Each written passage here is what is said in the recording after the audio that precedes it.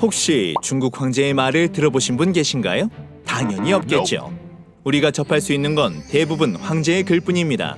두껍고 화려하게 치장된 종이 혹은 비단의 최고의 명필이 옮겨 적은 조서와 칙서, 여러분들이 생각하는 그것입니다. 글 속에서 황제는 언제나 성인처럼 올곧고 유교적 덕목을 갖춘 모습입니다. 그러나 과연 모든 황제들이 그랬을까요? 황제도 결국 사람인지라 상황에 따라 말이 달라지기도 했을 텐데요. 중국 기록에선 언제나 정의롭고 근엄하기만 한 글 속의 황제, 녹음기조차 없던 시절 황제의 말을 우리는 어떻게 들을 수 있을까요? 이번 동북아 주민에서는 조선이 듣고 조선이 남긴 중국 황제의 말을 통해 황제의 진짜 모습을 함께 살펴보겠습니다.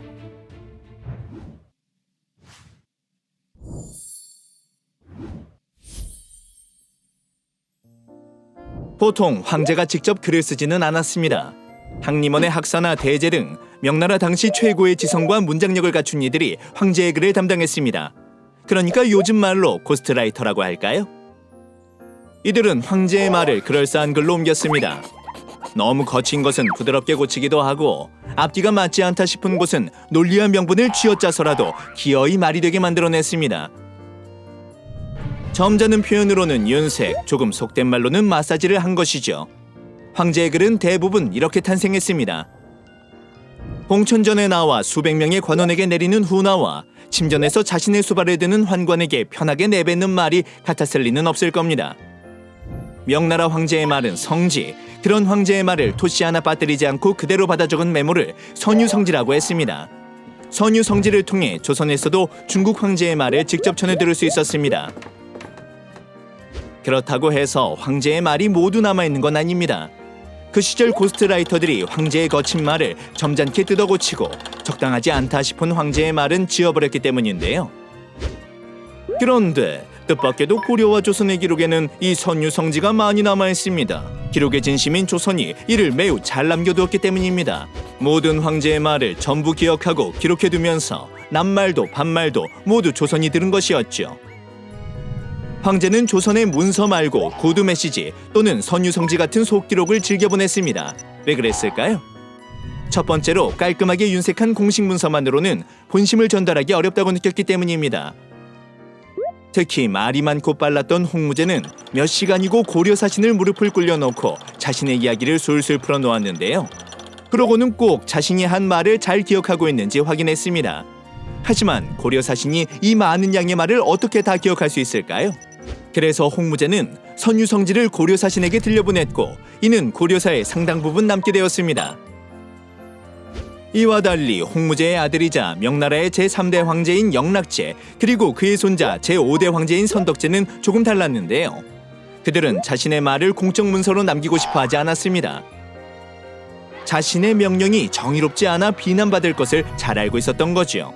조선에 예쁜 여성을 데리고 오라거나 사냥개를 구해오라거나 음식을 바치라는 등의 명령이 그랬습니다. 하지만 조선은 이런 황제의 말을 조선왕조실록의 토시까지 고스란히 살려 옮겨 놓았습니다.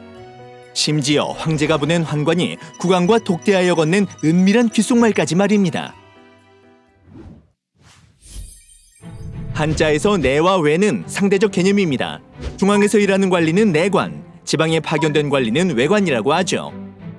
황궁의 담장을 기준으로 그 안쪽은 내정, 그 바깥쪽은 외정이라고 불렀습니다. 명나라의 외교도 외정의 외교와 내정의 외교로 구분되었는데요. 외정의 외교는 국가적 대사에 관한 업무였습니다.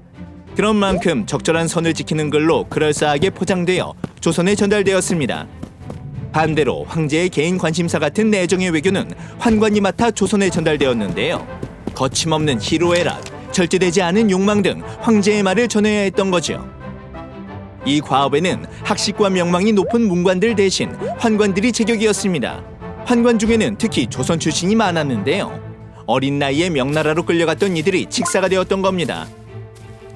영락제의 임종을 지켰던 해수나 선덕제의 혀처럼 굴었던 윤봉 같은 이가 그들입니다.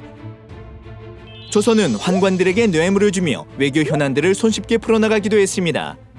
까다로운 예부나 호부가 아닌 환관을 통해 황제에게 전달하는 게 조선에게는 유리한 방법일 때도 있었죠. 명나라 선덕제는 명나라 최고 성군으로 칭송받습니다. 그는 검소하고 너그러운 성품으로 명나라의 태평성대를 이끌었다는 평가를 받습니다. 하지만 같은 시기 세종은 그를 가리켜 멍청한 임금이라고 욕했다고 합니다. 왜일까요? 선덕제의 치세를 다룬 명선종실록에는 흥미로운 기록이 하나 있습니다. 세종이 선덕제에게 보라매와 사냥개 등을 바치자 선덕제는 마다했다고 하는데요. 하지만 조선 쪽 기록은 전혀 다릅니다. 보라매나 사냥개 등을 더 찾아서 어서 빨리 보내라는 겁니다. 양쪽 기록이 정반대인데요. 과연 어느 쪽이 사실일까요? 이 메시지가 전달된 후 조선은 곧바로 다시 매를 잡아 보냅니다. 세종실록 쪽이 사실이었던 겁니다. 명나라 쪽에서 기록을 조작한 것이었지요. 조선 기록이 남아있지 않았더라면 명나라의 기록 조작은 완전 범죄가 되었을지도 모르는데요. 조작은 누구 짓이었을까요? 명선종실록의 집필자는 바로 중국사에서 명망이 높은 신하들인 사명이라고 불린 사람들이었습니다. 그들은 선덕제를 어진 임금이자 성군이라고 묘사했는데요. 이렇게 조작된 기록에 근거한 평가는 지금 이 시대에도 중국 교과서에 그대로 반영되었습니다. 하지만 이런 기록은 결국 명망 높은 신하들의 교묘하고 교활한 조작을 거친 것이었습니다. 세종의 재위기간 동안 명나라 황제는 총 5명이었습니다. 그중 실질적 외교 상대는 3명이었죠. 영락제와 선덕제가 조선의 여성, 음식, 매와 사냥개를 매우 좋아했던 것과 달리 정통제는 조선에 아무 관심이 없었습니다. 정통제는 중국의 황제 중 매우 드물게 전장에 나서 적에게 생포된 황제이기도 하고 황제를 2번 한 인물로도 유명합니다. 만 7살 어린 나이에 황제가 되어 아직 조선의 사람이나 물자에 관심을 보이지 않았습니다. 또 아버지 때와 달리 그가 일을 맡긴 황관들 중에는 조선을 잘 아는 사람이 없었습니다. 정통제 재위 14년 동안 명나라 사신은 서울에 딱 4번 왔는데요. 그중 어린 황제의 말을 전하는 사람은 아무도 없었습니다. 그러나 정통제가 다시 재위에 오른 1457년 그의 나이 30즈음부터는 본격적으로 조선에 관심을 가졌습니다. 이때부터 조선은 다시 한동안 곤욕을 치러야 했지요. 이처럼 조선과 명의 외교 관계는 황제가 누구인지 그 황제가 조선에 얼마나 관심을 쏟는지에 따라 달라졌습니다. 황제를 도와줄 비선실세가 어떤 사람인지도 중요한 문제였지요. 한마디로 명나라의 외교는 황제의 개인 비즈니스였다고 할 수 있습니다. 고려 말에서 조선 초까지의 약 100년은 이런 변화를 겪던 시대였습니다.